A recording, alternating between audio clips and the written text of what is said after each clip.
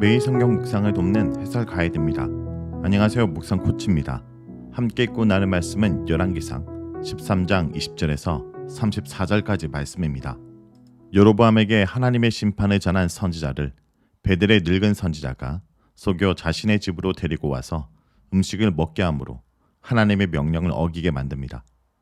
베델의 선지자는 고의적으로 유다의 선지자로 하여금 여호와의 명령을 어기게 하여 그에 따른 징벌 여부를 보고 하나님의 신탁이 사실인지 아닌지를 확인하려고 했던 것입니다. 20절에서 24절을 보겠습니다. 20절에서 24절은 여호와께 징벌을 받은 유다의 선지자의 모습입니다. 유다에서 온 선지자가 음식을 먹고 마셨을 때, 그들이 아직 상 앞에 앉아 있을 때 여호와의 말씀이 베델의 선지자에게 임합니다. 하나님의 명령을 어긴 직후에 임한 것입니다. 하나님께서는 유다의 선지자에게 여호와의 말씀을 어겼고 명령을 지키지 않았다고 선언하십니다. 22절은 명령을 지키지 않은 것을 반복해서 설명하십니다. 이것은 유다 선지자가 들었던 늙은 선지자의 말이 거짓이었다는 것을 지적하신 것입니다. 하나님 말씀을 어긴 징벌로 그의 시체는 조상의 묘실에 들어가지 못할 것이라고 선언하십니다. 가정묘에 묻히지 못하는 것은 고대 심각한 저주로 간주하였는데, 조상들이 묻히는 곳에 함께 묻히게 되었다는 것은 의인이 죽을 때 하나님으로부터 받은 보상 중 하나였습니다. 유다 선지자가 비록 베델의 늙은 선지자에게 속아서 하나님의 말씀을 어겼지만 그것은 유다 선지자의 책임입니다. 하나님의 선지자는 하나님의 말씀만을 듣고 전달하고 하나님의 명령대로 행동해야 합니다. 그런데 유다의 선지자는 늙은 선지자의 말을 들음으로써 하나님의 말씀을 어긴 것입니다. 하나님의 말씀을 전달한 후에 베델의 선지자는 유다의 선지자를 위해 나귀를 준비해 줍니다.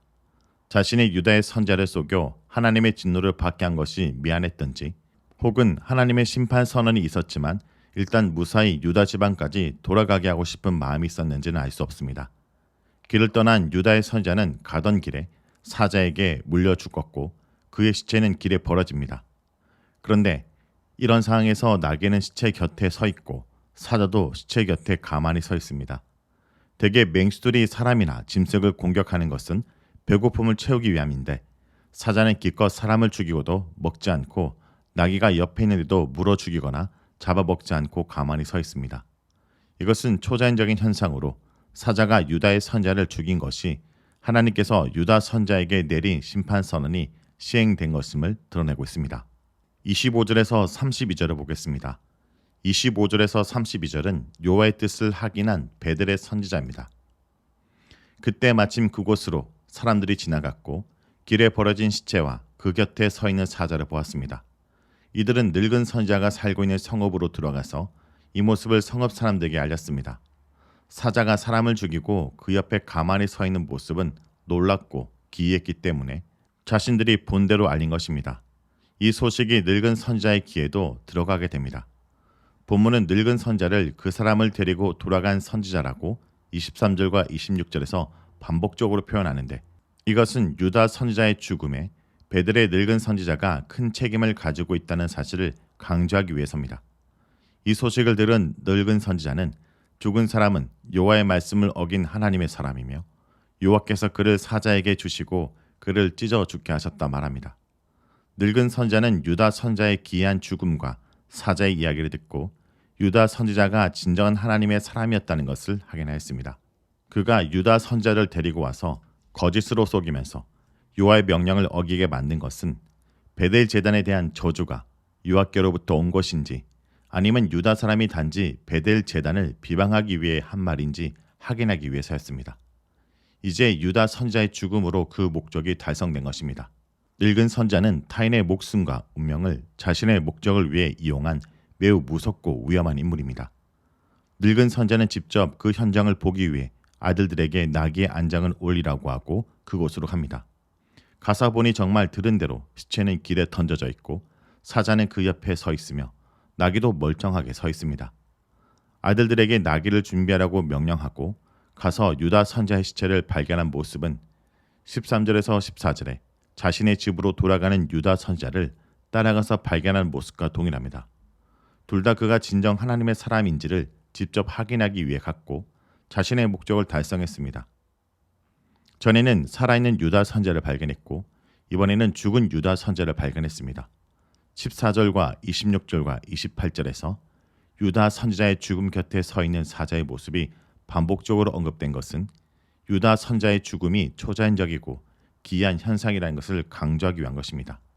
특히 28절에서는 사자가 나귀를 죽이지 않았다는 것을 첨가하여 유다 선자의 죽음이 하나님의 심판임을 분명하게 드러냅니다.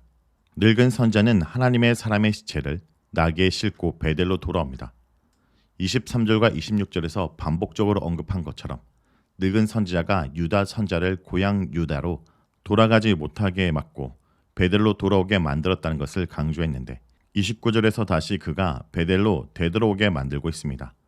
물론 이 죽음의 책임을 느끼고 애곡하고 장세를 지내주려고 데리고 왔겠지만 결과적으로 유다 선지자는 살아서도 죽어서도 고향 유다로 가지 못하고 베델로 돌아오고 있는 것입니다. 늙은 선자는 하나님의 사람의 시체를 자신의 묘실에 안치하고 후한 장례를 치러줍니다. 오라 내 형제여 라고 말하며 애곡하는 모습은 장례식에서 애곡하는 전형적인 모습입니다. 내 형제란 표현은 그가 참 선지자라는 것을 인정하며 자신도 선지라고 말하고 있는 것입니다. 그 사람을 장사한 후에 아들들에게 자신이 죽거든 하나님의 사람을 장사한 묘실에 장사하고 자신의 뼈를 그의 뼈 옆에 두라고 당부합니다. 이것은 죽은 후에 진정한 하나님의 사람 옆에 묻혀서 자신도 선지자라는 동질감과 일체감을 느끼고 싶었기 때문입니다. 그는 유다 선자의 죽음을 통해 확인한 사실을 아들들에게 밝힙니다. 유다 선지자가 하나님 말씀으로 베델의 제단과 산당을 향하여 한 말이 반드시 이루어질 것이라는 것입니다. 유다 선지자는 죽음을 통해 그가 하나님의 선지자이며 그 말은 하나님 말씀인 것을 증명한 셈입니다. 33절에서 34절을 보겠습니다. 33절에서 34절은 여로보암이 회개하지 않음에 대한 얘기입니다. 늙은 선자의 계략과 유다 선자의 죽음을 통해 하나님께서 베델과 단에서 드려지는 제의와 산당들을 매우 싫어했다는 사실을 여로보암과 베델에 있는 사람들과 이스라엘 사람들은 분명하게 알았습니다. 이것은 분명히 하나님께서 여로보암에게 돌이킬 기회를 주신 것입니다. 하지만 여로보암은 아들의 죽음과 유다의 죽음 후에도 악한 길에서 돌아서지 않았습니다. 그는 계속 일반 백성 중에 자원하는 자들을 산당 제사장으로 세워 산당 제사를 이어갔습니다. 하나님께서 직접 선지자를 보내 경고하셨는데도 받아들이지 않았습니다. 그의 마음은 완전히 하나님부터 돌아섰고 그는 하나님을 이스라엘의 왕으로 섬기지 않았습니다. 돌아설 기회를 거절한 여로보암의 집은 베델과 단에 금송아지를 둔 것과 산당을 만든 죄를 계속해서 지었고 결국 하나님께서 여로보암의 집을 땅에서 끊어버리겠다 선언하는 심판을 고스란히 받았습니다. 그는 나중에 하나님께서 내리실 심판보다 당장 백성들이 예루살렘으로 예배드리러 가서 자신의 왕권이 약화될 걱정이 더 컸기에 단과 베델의 죄를 포기할 수 없던 것입니다. 이렇게 하나님께 대한 신앙을 잃어버린 인간은 분명히 나쁜 결과가 올 줄 알면서도 현재 두려움을 극복하지 못하고 어리석은 선택을 합니다. 현재 삶에 대한 두려움은 불신앙인 것입니다. 오늘 말씀을 놓고 기도하겠습니다. 주님, 하나님의 말씀을 온전히 쫓는 길이 생명의 길임을 잊지 않게 하여 주시옵소서. 주님, 오늘 본문에서 유다에서 올라온 선지자는 결국 하나님 말씀을 어겼기에 죽어 자신의 묘에 장사되지 못한 것을 바라봅니다. 하나님 말씀을 끝까지 붙잡지 못했기에 그가 죽은 것이고 젊은 선자의 말을 온전히 받아들이지 못하고 의심하고 시험하고 확인했기에 늙은 선자는 결국 젊은 선자를 죽이게 되었습니다. 주님, 끝까지 순종하지 못하는 모습, 하나님 말씀이 선포됨에도 불구하고 의심하고 확인하려고 하는 모습이 우리의 모습은 아닌지 돌아봅니다. 주님, 제 모습 속에 그러한 모습이 있다면 용서해 주시옵소서. 무엇보다 이 사건을 바라보며 돌아오지 않는 여로보암을 통해서 주의 말씀이 선포됨에도 불구하고 이 땅 가운데 돌아오지 않는 많은 지도자를 바라보게 됩니다. 주님, 그들의 악한 통치가 계속되지 않도록 주님 심판하여 주시옵소서. 오직 주의 말씀을 붙들고 쫓는 자만이 생명의 길임을 나타내 보여 주시옵소서. 예수님의 이름으로 기도드립니다. 아멘.